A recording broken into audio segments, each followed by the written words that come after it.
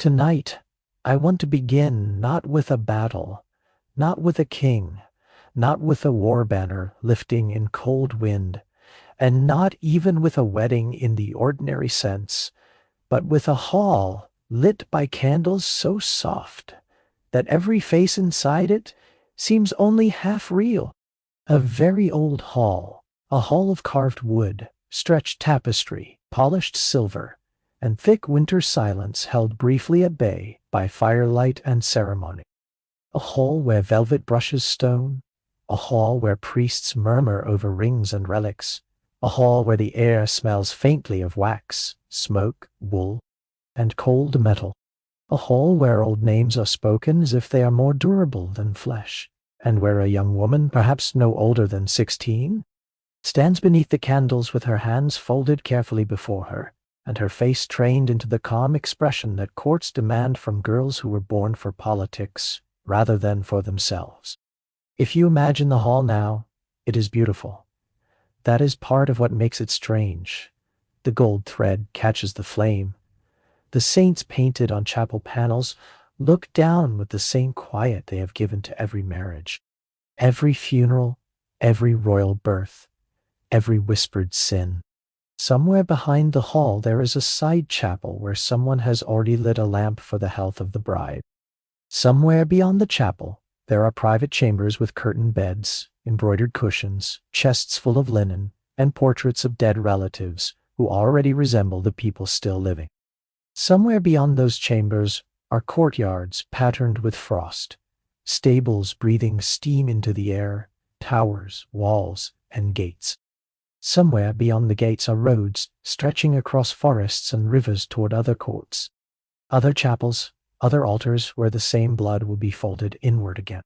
Inside the hall, however, all of that wide political geography narrows into something intimate and quiet. A girl, a man, a priest, a marriage contract, a cup of wine, a kiss that means territory, and beneath the surface of the ceremony, something the people in the room do not find strange in the least, that the man she is marrying is already bound to her by blood. Perhaps he is her cousin, perhaps he is her mother's nephew, perhaps he is connected through so many overlapping lines that a scribe has already spent half the morning copying a family tree dense enough to resemble lace. No one gasps, no one turns away, no one says this is dangerous. To them, this is not scandal. It is prudence. It is continuity. It is the guarded logic of dynastic life. Marry close, and the land remains close. Marry close, and the crown remains secure. Marry close, and outside families do not grow too powerful inside your walls. Marry close, and the claims stay legible. Marry close, and the map remains obedient to the same small cluster of names, titles, saints, portraits, and tombs. So the candles burn, the vows are spoken, the bloodline folds inward once more, and history, at least for a time, calls that wisdom.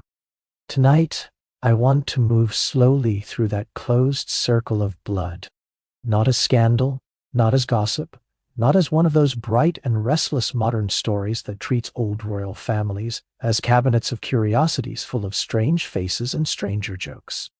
I want to move through it quietly, the way one walks through a sleeping palace after midnight, past portraits, chapel lamps, cold windows, velvet curtains, and long corridors where the air itself seems to remember what was asked from the women who lived there.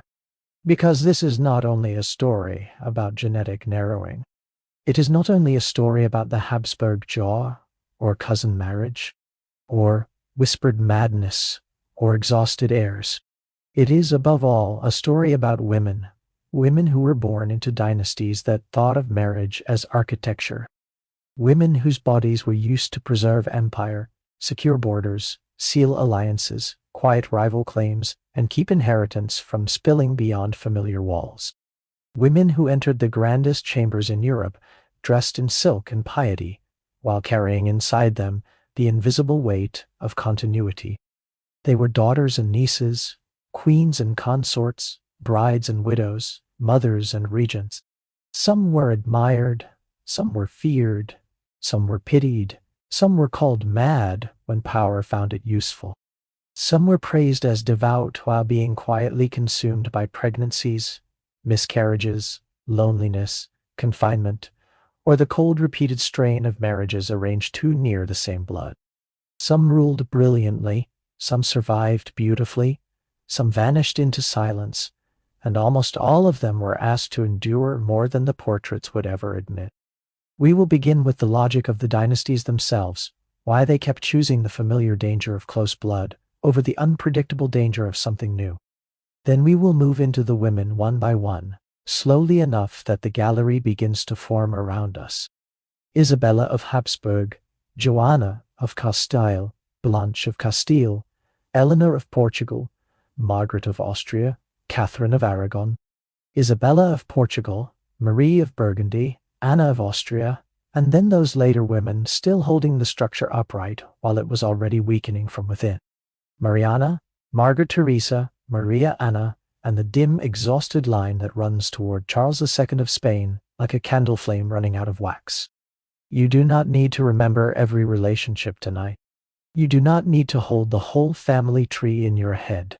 In fact, it is better if you do not try. It is enough to follow the atmosphere, the winter corridor, the chapel hush, the wedding ring, the black morning gown, the cradle in a dim chamber, the painted face turned toward us across centuries. The feeling that a dynasty believed itself immortal, and yet kept asking its women to bear that immortality inside bodies that were increasingly strained by the effort. That is enough, and there is another softness we should lay down at the very beginning before we go farther. Everything here is over, the candles are out, the music is gone, the births and funerals are finished. The women themselves are beyond burden now. The halls are quiet, the portraits remain, only the pattern stays with us. So let the hall remain candlelit for a little while longer. Let the silver cup catch one last reflection. Let the bride lower her eyes, and before we follow her farther into the old dynastic world, let us begin where the story really begins, with the reason these marriages happened at all. Land, inheritance, fear. That is the first hard frame beneath the velvet. Royal marriage in medieval and early modern Europe was rarely about private feeling. It was about the management of power. A daughter was not merely a child to be cherished and then released into a life of her own choosing. She was a political corridor. A son was not merely a beloved boy. He was succession embodied. A marriage contract was not simply a domestic arrangement blessed by the church. It was the place where territory, legitimacy, and bloodline were woven together. If a ruling family married outward, too widely, too freely, the risks were obvious. Lands could pass into another house. Rival dynasties could gain leverage through daughters and grandchildren. Claims could split. Border regions could become contested. Courts could fill with outsiders. Ambitious in-laws could grow strong enough to become enemies from within. Marrying inward felt safer, at least at first. If cousins married cousins, the inheritance remained neat. If nieces married uncles, familiar property stayed under familiar names. If dynasties intermarried repeatedly within the same small pool of noble families, claims remained concentrated rather than dispersed. What they were really trying to preserve was not merely blood in the biological sense, though they often spoke as if noble blood had a sacred quality of its own. They were trying to preserve order, or what looked like order to them. A world in which the same families remained legible to one another, where borders could be defended through kinship, where alliance did not require trusting strangers. And so the marriage market for royalty was never truly wide. It only appeared wide on maps. In practice, Europe's high dynasties were a small enclosed room. The same names returned again and again: Castile, Aragon, Portugal, Burgundy, Habsburg, Valois, Tudor, Bourbon, Wittelsbach. Houses rose and fell, but the pool remained narrower than the crown suggested. Everyone knew everyone else's lineage. Everyone measured claims by grandmothers and aunts and papal dispensations. Everyone feared dilution more than repetition. The church objected in theory. Canon law was not supposed to smile too warmly on close consanguinity. Certain degrees of kinship required prohibition, but theory and royal necessity have rarely been comfortable companions. When rulers wanted a marriage, Rome often found a way to bless it. A dispensation could be granted, a line could be interpreted, a genealogical problem could become a spiritual formality. What would have been forbidden to ordinary people was often navigable for crowns. Provided enough power or enough pressure leaned against the altar. And so the family tree did what trees should not do. It stopped branching. It folded. One generation said this marriage is necessary. The next generation said the bloodline must remain pure. The next said no more suitable match exists. And the next inherited a body shaped by too many repetitions. But before the later consequences grew impossible to ignore, this all still looked clever. That is an important thing to remember, because history is easier to understand when we resist the temptation to make the past stupid. These dynasties were not blind. They were calculating, they saw the short-term advantages clearly. They understood titles, maps, claims, factions, and proximity.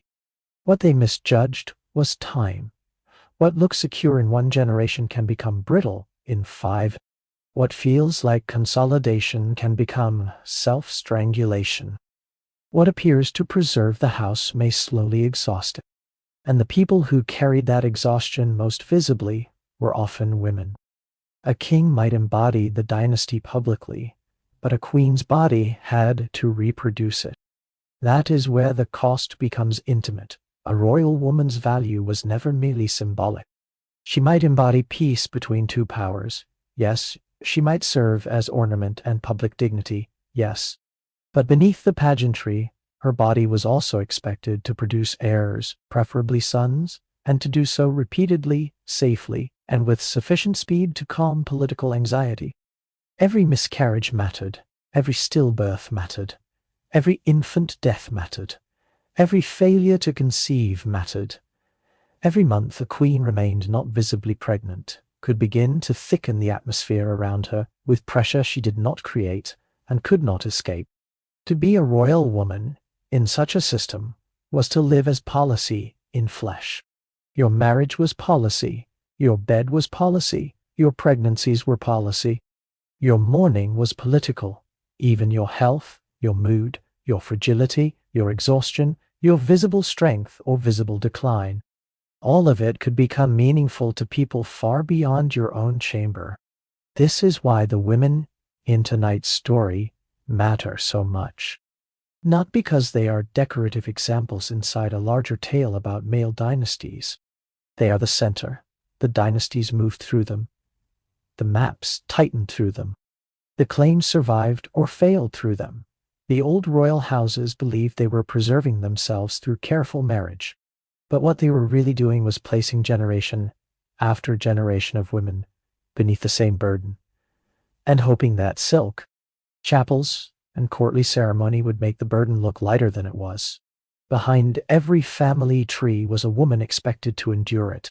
Behind every dynasty chart was a queen or princess whose body was being asked to turn strategy into children. Behind every smooth portrait was a life far rougher than the paint suggests. That is perhaps the truest way to begin this story. Not with deformity, not with jokes, not even with decline, but with women asked to carry continuity, and the first of those women, for tonight, stands near the early tightening of the Habsburg circle, Isabella of Habsburg. She is not always the loudest figure in popular memory. Her life does not blaze in the record the way her mother's does. There is no single famous label fixed to her name, yet that quietness is part of why she matters. She stands near the beginning of the visible narrowing, a woman whose life seems almost gentle at first glance, until one notices what her lineage will go on to become. Born in 1501, Isabella was the daughter of Philip the Handsome and Joanna of Castile. From the beginning she belonged to a bloodline already looping inward. Her father and mother were themselves joined through lines that converged back into the same royal houses of Iberia and Burgundy. She came into the world inside Brussels, inside a courtly environment that combined refinement, piety, ambition, and the confident sense that the Habsburg future was becoming not merely regional, but continental. She was educated, and that matters. Royal daughters were often taught far more than later simplifications admit. Language, devotional practice, etiquette, diplomacy, management of household hierarchy, symbolic performance, all of these mattered. A princess needed to know how to arrive in a foreign court and become legible there immediately. Isabella learned the arts of composure because composure was one of the most valuable currencies available to a woman of her rank. When she married Christian II of Denmark, Norway, and Sweden, the match carried the usual shimmering promise of dynastic usefulness. Habsburg power reached northward. Scandinavian authority drew closer to one of Europe's most ambitious ruling houses. On paper, it was excellent policy. In lived experience, it was much more difficult. Christian was older, forceful, restless, and not notably faithful. Isabella, like so many royal brides, was removed from the emotional climate of her own childhood and placed into a court where language, rhythm, and habit were unfamiliar. We often speak of these women as if they floated from place to place on marriages alone. But the psychological violence of relocation is real even when no one raises a hand. A teenage queen in a foreign court must learn instantly how to smile correctly, how to hear insult through ceremony, how to remain gracious while surrounded by strangers whose loyalties are never entirely clear. Isabella did that. Her surviving letters and the impressions others left of her suggest intelligence, wit, and adaptability. She was not merely decorative. She understood her role, and she learned quickly, yet the marriage was shadowed by Christian's mistress, Diva, whose presence humiliated Isabella in the very public, very cold way only a royal court can. A king's infidelity is never private when the queen is a diplomatic jewel. It becomes theater. It becomes comparison. It becomes part of the atmosphere. The queen must breathe each day while pretending not to notice how diminished her symbolic centrality has become. And still Isabella endured. The mistress died. Isabella's position strengthened. She bore children. She adapted to court life well enough that even now, one senses in her not merely sadness but competence.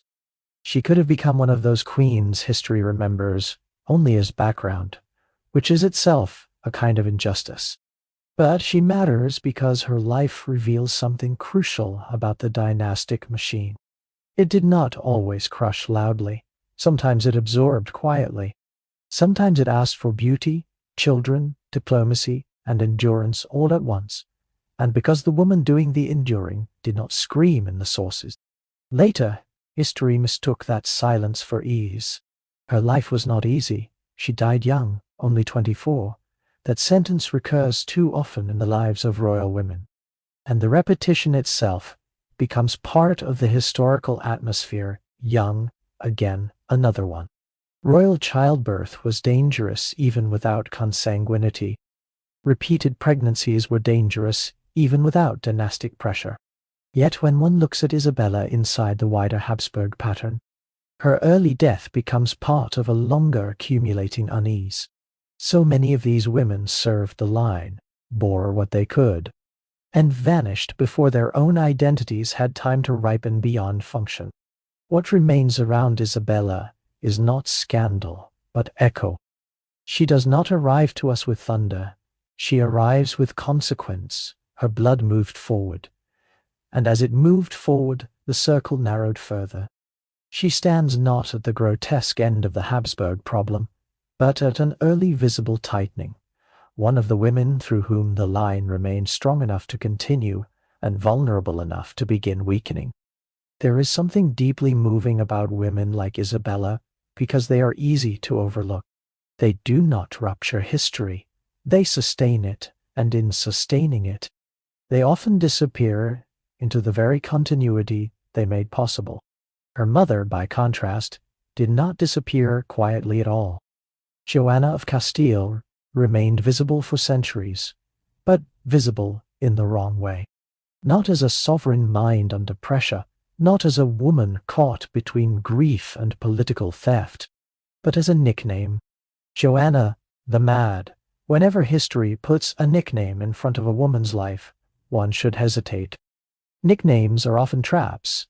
They condense whole decades of pain, politics, misreading, male convenience, and narrative simplification into one right word that can be repeated by people who never have to sit inside the actual room where that woman lived. Joanna was born in 1479, daughter of Ferdinand of Aragon and Isabella of Castile. She was not originally expected to become the central dynastic hinge she would later become. Older siblings stood before her in the succession. Like many royal daughters, she was prepared for usefulness, not necessarily for rule. But death rearranged the line, as it so often did, and suddenly Joanna's body and status mattered more than anyone had first expected. She married Philip the Handsome. The union was brilliant in dynastic terms, linking the Spanish crowns to the Burgundian and Habsburg world. Unlike many arranged matches, theirs appears to have begun with genuine passion. That, too, may have deepened the later tragedy. Philip was charming, handsome, politically agile, and chronically unfaithful. Joanna was intensely attached to him in another life, in another class. Perhaps they would simply have been a combustible couple. In royalty, nothing is ever simply personal. Desire becomes political almost at once. Jealousy becomes evidence. Emotion becomes a tool others may use. Accounts of Joanna's behavior often emphasize her possessiveness, her emotional instability, her fury at Philip's affairs, and her inability to perform the ornamental tolerance expected of a queen. But one should ask what kind of demand that was. She was uprooted, placed in a foreign court, married for politics, and then expected to accept that her husband's wandering appetites were normal, while her own anguish would be treated as excess. Then her mother died, then her brother and sister had already died, then Joanna stood much closer to the Castilian succession. What might have remained a personal emotional difficulty under lesser circumstances became, at that point, a political crisis. Philip wished to rule through her. Ferdinand wished to protect or control the succession himself. Men around Joanna had every incentive to present her as unstable. A queen whose mental and emotional state can be publicly doubted becomes easier to manage, easier to sideline, easier to interpret on one's behalf. Did Joanna suffer real psychological distress? Almost certainly. Was that distress amplified by grief, pregnancy, marital humiliation, forced relocation, isolation, and dynastic pressure beyond what most people could bear cleanly? Also, almost certainly, then Philip died, young suddenly, and Joanna's grief became the image history could not resist. The coffin, the long journey, the refusal to separate herself from his remains. The stories that she opened the casket, that she watched over it, that she feared women being near him even in death. Some of these stories were likely exaggerated. Some may be partly true. All of them helped build the legend that swallowed her. And then came confinement. This is the part of Joanna's life that should be told in a slower voice. Not the spectacle of grief, but the long room after it. The years in Tordesillas, the walls, the surveillance, the daughter beside her, the rituals of limited movement and limited speech.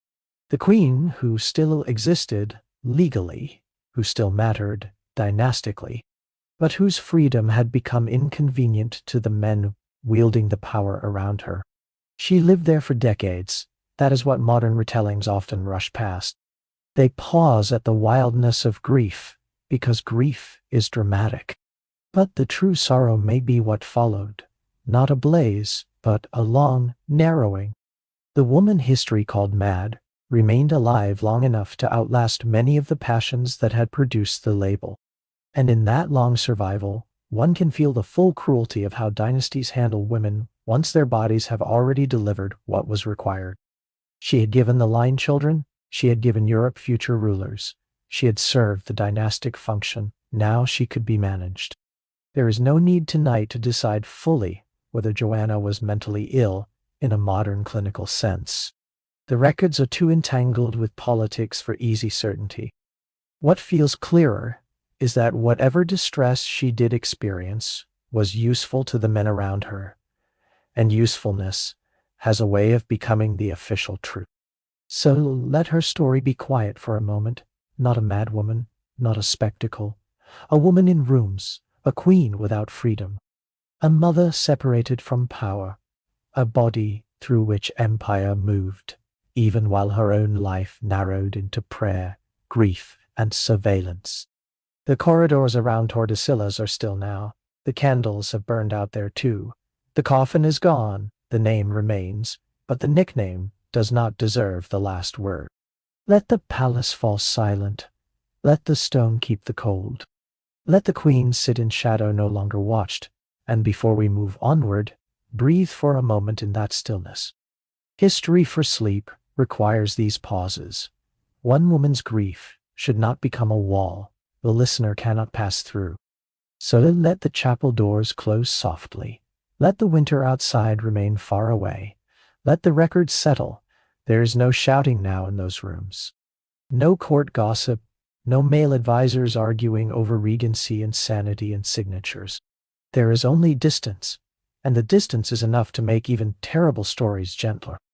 Now, if we step back, we find the dynastic logic leading toward the later Habsburg exhaustion did not begin suddenly with the Habsburgs alone.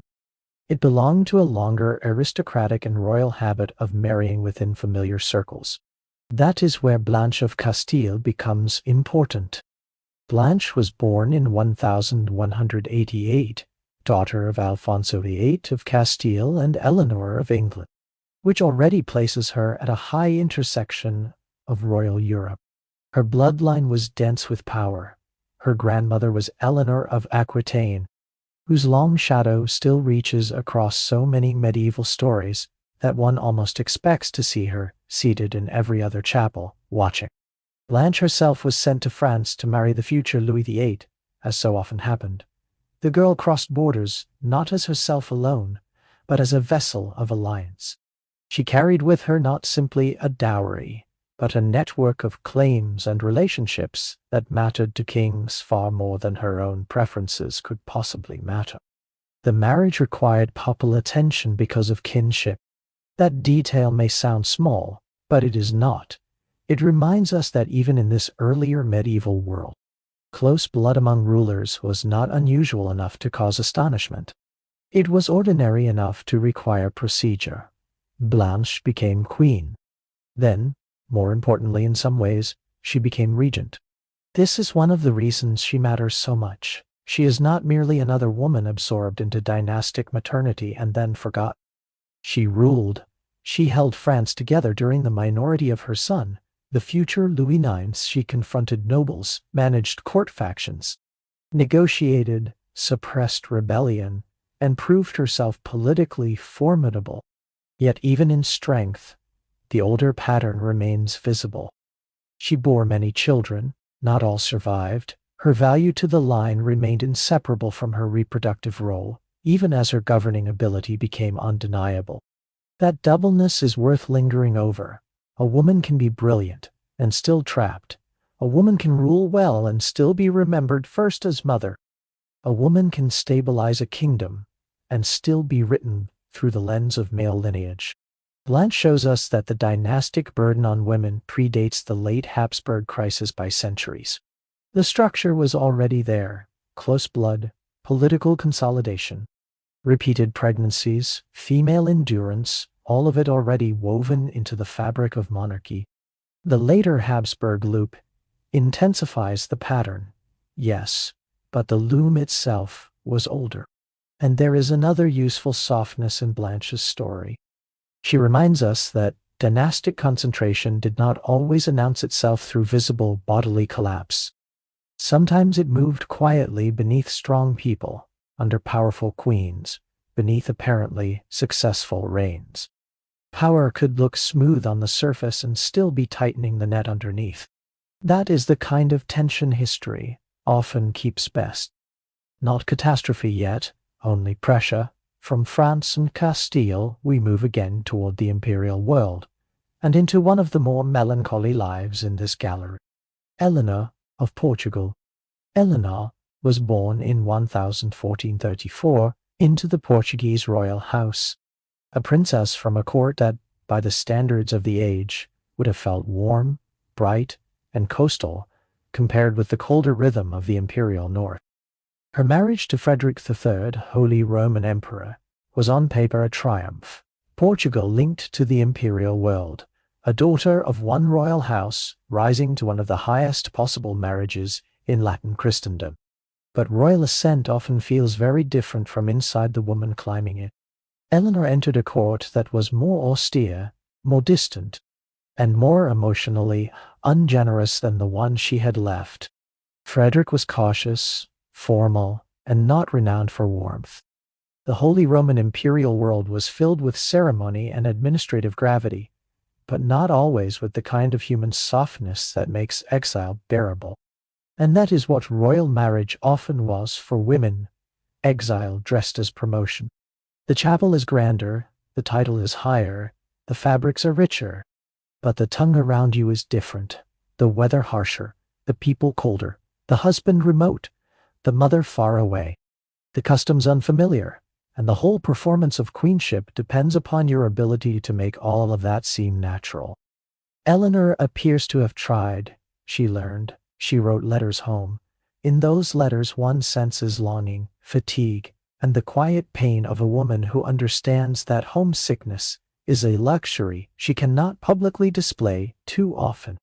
She was not allowed the ordinary sadness of distance. A royal bride had to turn distance into dignity. She bore the future emperor, Maximilian. And here again the female body becomes the place where imperial continuity takes shape. The child matters. The woman is briefly central because the child passes through her. Then the world closes around the larger political body once more. Eleanor's health declined. This, too, arrives with that sad, familiar rhythm that haunts so many royal women. Fragility, illness, exhaustion, decline. We rarely get the medical truth in any satisfying detail. We get symptoms, rumors, vague descriptions, devotional language, moralized narrative.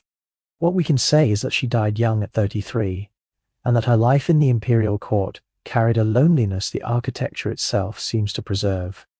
There is something about the old imperial halls that suits her story. Long corridors, cold stone, formal stillness, a queen in magnificent clothing moving through rooms that never quite became hers. She did what was required. She gave birth to the future. She upheld the dignity expected of her. The machine took what it needed. Her granddaughter's generation would tighten the dynastic loop further still. But Eleanor's life reminds us that the cost was not always loud. Sometimes it was simply long, quiet erasure under ceremonial light. Not all women reacted to the machine in the same way. Some were worn down by it, some outlived it, some learned how to use it. Margaret of Austria belongs to that last group. Born in 1480, daughter of Maximilian I and Mary of Burgundy, Margaret entered life as a child already promised to politics. Her early years were shaped by broken engagements, dynastic maneuvering, and the kind of controlled instability that often defined the lives of royal daughters. She was betrothed to the future Charles VIII of France and sent there young, only to be set aside when French policy shifted. Already one sees the shape of the machine clearly. A royal girl moved across borders like a claim-bearing treasure, educated, displayed, and then dismissed when the map changed.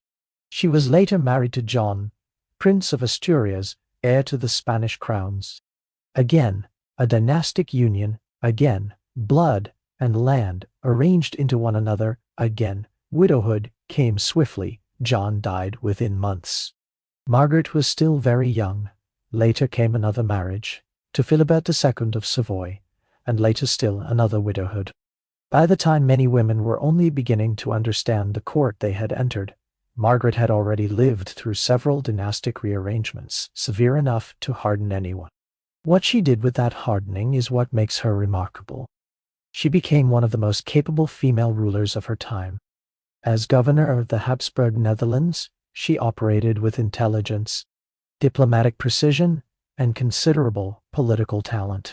She managed negotiations, she corresponded across Europe, she helped shape marriages, treaties, and dynastic futures.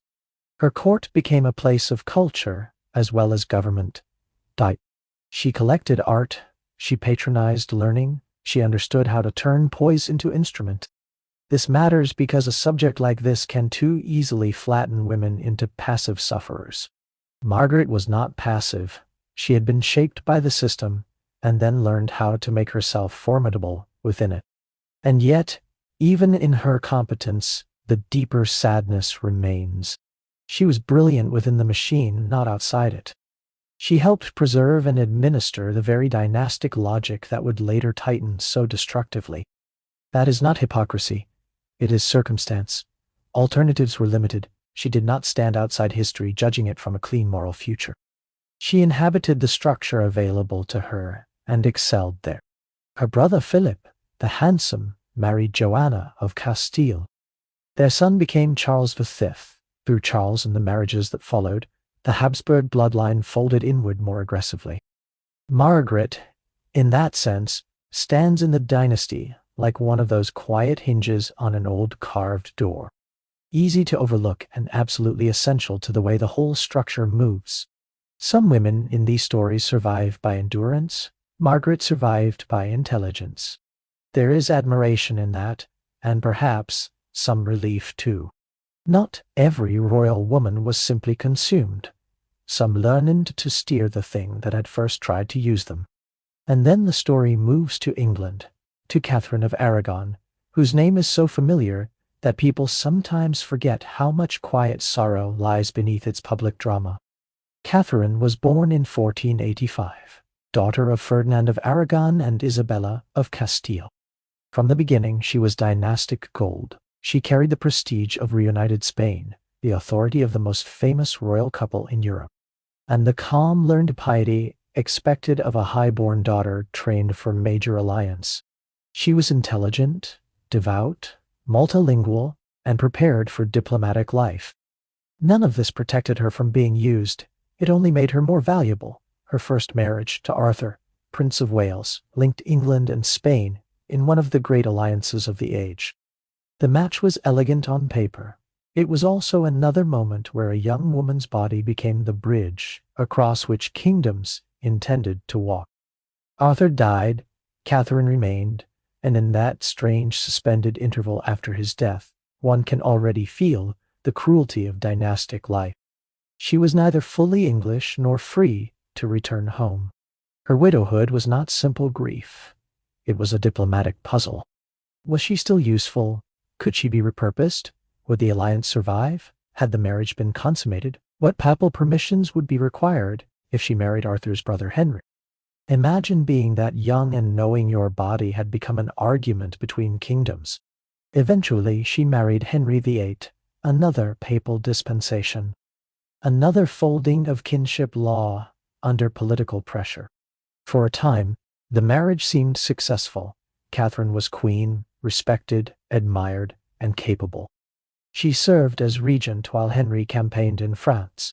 She was not foolish, not passive, and not ornamental in the shallow sense. Yet the deepest pressure on her life did not come from court etiquette or even from Henry's character. It came from succession, pregnancy after pregnancy, infant deaths, miscarriages, stillbirths, and one surviving daughter, Mary. The emotional force of Catherine's story lies here, in the way the female body becomes a national emergency while still being expected to remain serene. Every lost child mattered personally, but also politically. Every birth became a dynastic calculation. Every failure to produce a surviving son thickened the atmosphere around Catherine with anxiety she had not created and could not dissolve. The body becomes the battlefield. That is the phrase history keeps returning to with women like Catherine. Their private pain becomes public crisis. Their reproductive losses become constitutional atmosphere. Their wombs become sites of national dread. and when Henry's need for a male heir turned into his need to escape the marriage, Catherine's dignity had to carry still more weight. She refused to concede that her marriage had been invalid. She refused to disappear voluntarily from the identity history had already forced upon her. And in that refusal, she became not merely an abandoned wife, but one of the still centers of the English Reformation. There is grandeur in that, a quiet, exhausted grandeur. She did not scream in the way later fiction likes, she insisted. She held her ground. She retained a sense of lawful queenship long after the court around her had decided she would be easier to manage if she accepted reduction. Whether consanguinity contributed biologically to the losses she experienced is still debated by modern scholars, but the sleep dark truth of the story lies less in diagnosis than in birth. Catherine's body carried dynasty, diplomacy, theology, national anxiety, and male disappointment all at once. And through it all, she remained composed. Composure is one of the saddest virtues in royal women. It is so often demanded precisely when the suffering is greatest. From Catherine we move back again toward the imperial Habsburg world, and to a woman whose life glitters with grandeur, even while the bloodline beneath it is narrowing toward strain. Isabella of Portugal, born in 1503, daughter of Manuela of Portugal and Maria of Aragon. Isabella entered a dynastic universe already thick with interconnection. Her marriage to Charles V was a double first-cousin marriage, one of the clearest examples of the old strategy being pursued with unusual intensity. On paper, it was perfect. It strengthened imperial cohesion. It kept the blood close. It kept vast territories emotionally and politically within the same small cluster of houses. And, for a time, it looked magnificent. Charles was emperor. She was empress. Their world was one of processions, councils, chapels, imperial iconography, and the immense dignity of ceremony. Their relationship seems to have held more real affection than many such marriages did. Yet, affection does not relieve pressure when the structure around two people remains dynastic first and personal second. Isabella was not merely a wife beside power. She governed as regent during Charles's absences. She read documents, issued decisions, held the imperial center steady while the emperor moved through war, diplomacy, and continental crisis. In another world, she might have been remembered primarily as a brilliant political woman. In this world, her reproductive role shadows everything. Pregnancy after pregnancy, children, losses, stillbirths, weakness, physical decline, the empire glittered, but the body bore the true cost. That is the key to Isabella's sadness. She inhabited one of the most splendid courts in Europe. But splendor is not the same thing as safety. Beneath the gold and velvet, the line was still narrowing. The children she bore would carry that narrowing into the next generation. Among them was Philip II, whose own marriage patterns would help intensify the Habsburg crisis later still. She died in 1539, not old, worn by the same combination that appears so often in these lives: reproductive strain, dynastic duty, and a body asked to do too much for too long. Charles grieved her seriously. That matters, but grief does not repair structure. Love, after the fact, does not undo the system that required her to be empress, regent, wife, and mother, repeatedly until her health gave way. There is a particular image that belongs to Isabella in the quiet of this story: imperial sunlight falling across a chamber in Toledo, papers on the table, a woman reading and deciding while carrying inside her the next generation of a dynasty, too carefully closed. That image is almost enough to break the heart, because it contains brilliance and burden in the same body. Marie of Burgundy takes us slightly backward and sideways again, into another woman whose personal life was brief, but whose dynastic significance was immense. Born in 1457, the only child of Charles the Bold, Marie inherited not just wealth, but strategic geography. Burgundy was not merely a title. It was territory, wealth, and leverage. Whoever married Marie would not simply gain a wife. He would gain a hinge of European power. She knew something of this, or at least enough to understand that her life would not unfold freely. Her father's death threw her into immediate political danger. France pressed in, nobles pressed in, suitors were not romantic possibilities. They were military and dynastic consequences disguised as men. She married Maximilian of Austria, and through that marriage, Burgundy tilted decisively toward the Habsburg world. This is one of those moments in history where a woman's marriage changes Europe, and yet her own lived experience is often compressed into a few sentences beneath the long shadow of what came after. Marie ruled. She negotiated with her own territories. She issued the great privilege to calm unrest. She tried to hold power in her own right. She was not simply a passive corridor, but the marriage she entered ensured that the Habsburg future would carry Burgundian wealth and prestige deep into its bloodstream. Then she died. A riding accident, a body thrown, a life cut short, and the consequence of her marriage far outlived her. Through Marie came Philip the Handsome. Through Philip and Joanna came Charles. Through Charles and the generations after him came the increasingly closed Habsburg line that later Europe would remember in darker tones. Marie thus stands in this story as both person and passageway. She is a woman who tried to rule her own inheritance, and also the hinge through which one dynasty enlarged itself so successfully that enlargement itself became part of the future problem. Then comes Anna of Austria, and with her the Habsburg loop begins to feel not merely tight, but almost ceremonial in its refusal to learn. Anna was born in 1549, daughter of Maximilian II and Maria of Spain. Already the family tree around her was densely interwoven. When she married Philip II of Spain, her mother's brother, the uncle-niece marriage brought the dynastic logic into unusually stark focus. The church allowed it, politics wanted it, the bloodline welcomed it. By that point, kinship proximity was no longer a warning sign to the dynasty. It was almost a qualification. Anna herself appears in the record as devout, composed, and in some ways gentler in outline than the more dramatic women around her. She entered Philip's severe and highly ceremonial Spanish court, a world of black cloth, rigid etiquette, chapel routine, and dynastic gravity. She did what queens were expected to do. She bore children, she upheld dignity, she entered the solemn machinery of monarchy and kept it moving. And that is exactly what makes her story so quietly frightening. Because outwardly the dynasty still looked stable, the paintings were grand, the liturgies were intact. The line continued. A son was born. The court still believed itself secure, yet the weakening had already begun beneath the skin. Not yet catastrophe in full, not yet the almost unbearable fragility of Charles II, but already the line was narrowing to a point where what looked like preservation was becoming self-harm. Anna died young, again from childbirth-related causes. Again, the queen gives the line what it demands. Again, the line continues. Again, the woman disappears.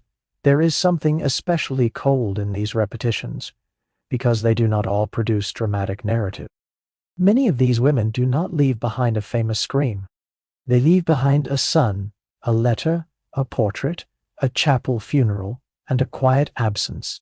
History often treats that kind of suffering as background because it was so common among queens. Yet common suffering does not become small suffering. If anything, repetition deepens it. One by one, the women move through the same rooms, the same prayers, the same marriages, the same pregnancies, the same dynastic demands, until the whole system begins to feel like a machine powered by female endurance. By the time we reach the later Habsburg women, the atmosphere changes again. The portraits grow more fragile, the courts more solemn, the bloodline more tired. Mariana of Austria becomes central here. Born in 1634, she was married to Philip IV of Spain, her uncle, in another marriage that made dynastic sense only within a world fully committed to closing the circle. Mariana was not merely a wife. She became queen, and later regent, And like many of the women in this story, she was far more politically capable than the men who later mocked the visible consequences of the system she had been trapped inside. She bore children, she buried children, she prayed, she governed, she carried the dynasty forward as carefully as anyone could. And through her came Charles II. Everything in the later Habsburg story tends to rush toward him because he is the visible endpoint, the body in which generations of dynastic repetition seem to declare themselves openly. But tonight, I want to stay with the women behind him a little longer, because the endpoint obscures the labor that made it possible. Mariana had to hold the monarchy together while the line was already weakened. That is a different kind of burden. It is one thing to carry imperial hope when the structure still looks solid. It is another to keep performing confidence when the structure has begun to fail. She was regent for a weak child. She navigated factions. She endured criticism. She embodied piety and perseverance in a court that could feel more like a mausoleum than a living kingdom. Her daughter, Margaret Theresa, was then married to Leopold I, her maternal uncle, in another tightening of the same exhausted circle. The portraits of Margaret Theresa are among the most haunting in European art.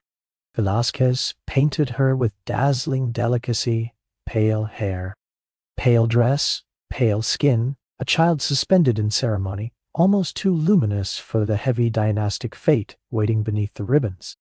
She became empress, she bore children, she underwent repeated pregnancies, and she died young. Again, the words are simple, but their repetition is almost unbearable if you let yourself feel it. Again, a woman chosen because her blood was useful. Again, a marriage close enough to make the family tree curl inward. Again, childbirth. Again, fragility. Again, a court draped in magnificence and mourning at once. Maria Anna, too, and others in that late gallery continued the same labor. They were devout, disciplined, and endlessly required to hold together a structure already fraying. This may be the deepest sadness in the later Habsburg story. The women kept doing everything asked of them while the system itself was failing. Their obedience did not save it. Their pregnancies did not save it. Their piety did not save it. Their regencies and marriages and sacrifices and beautiful portraits did not save it. They were the last careful hands holding a structure already cracking. That is the image I want to rest in for a moment. A late Habsburg chamber, heavy fabric, dim chapel light, a queen or archduchess kneeling alone. Somewhere nearby, a child who will inherit too much weakness.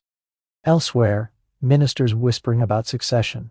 Elsewhere, doctors measuring symptoms they do not know how to cure. Elsewhere, portraits being painted with all the surface dignity the house can still afford. Inside the body, the bloodline continues exactly as it was commanded to continue. History often summarizes the end of the Habsburg line through Charles II, but the truer emotional history lies partly elsewhere. It lies in the women who kept carrying the cost long after the cost had ceased to justify itself. Now let us step back. The gallery is crowded. The names are many. The candles have burned lower, and the pattern begins to show itself more clearly than any one biography alone could show. These women were not merely curiosities. They were not only strange footnotes beneath male dynastic arrogance. They were the living architecture of continuity. Royal Europe asked women to do impossible things beautifully. Be fertile, but also modest. Be politically useful, but not too visibly ambitious. Be obedient, but also stabilize kingdoms. Be mothers of sons, but never appear merely biological. Be pious, but endure humiliation without complaint. Be dynastic instruments, yet somehow remain gracious persons. If grief came, contain it. If madness threatened, hide it. If the body failed, try again. If the court grew cold, pray harder. If the bloodline narrowed, carry it anyway. That is the larger cruelty behind all these portraits. The women did not build the system. They were required to live inside it. The dynasties believed they were preserving empire through careful marriage. But what they were really preserving was their own short-term sense of security. The long-term cost accumulated in women's bodies and in children's fragility. The price of continuity was paid in pregnancies, in stillbirths, in early deaths, in isolation, in legal confinement, in emotional exhaustion, in bodies used as corridors for policy. How much of what later emerged was biology, and how much was environment? The question matters, and scholars continue to debate it. Were some women mentally ill in modern terms, or simply trapped beyond endurance? Did repeated child loss arise from inbreeding, from general medical realities of the age, or from both?